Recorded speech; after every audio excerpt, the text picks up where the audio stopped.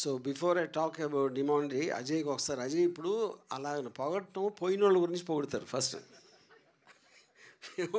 ఇప్పుడు ఆ బిట్ ఒక్కటే చూపిస్తే అదే నేను పోయి నేను ఈ సినిమా డైరెక్ట్గా అనిపిస్తుంది ఎవరికైనా. So I just want to clarify this been directed by, not that you don't know, just joking.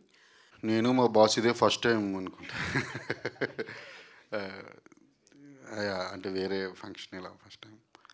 కొంతమందికి అంటే ఓషో, రంగనాయకమ్మ, ఆర్జీవి ఇటువంటి వాళ్ళకి చావు ఉండదు.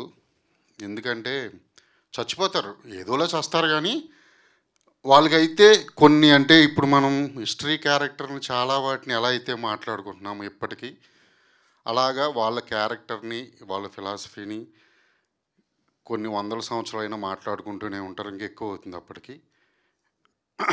సో అంటే ఆయన గురించి చెప్పే అవకాశం ఇప్పుడు రాలే కాబట్టి చెప్పా. మేమేమి ఎప్పుడు చాలా మాట్లాడుకుంటూ ఉంటాం.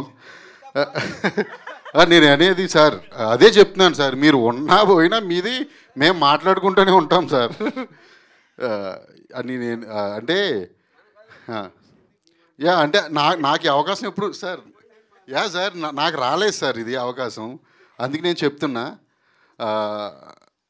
సో ఆయన దగ్గర వర్క్ చేయడం అనేది నా అదృష్టం. నాకు నిజంగా RX100 అనే అవకాశం వచ్చిందంటే అందులో మేజర్ పార్ట్ నేను ఆర్జీవి అసిస్టెంట్నని. ఓకే, నేను ఎలా తీస్తాననేది తెలియదు. వాళ్ళకి ఆర్జీవి అసిస్టెంట్ అనే వచ్చింది. నేనే కాదు, నాలాంటి వాళ్ళు చాలామంది ఉన్నారు, చాలామంది.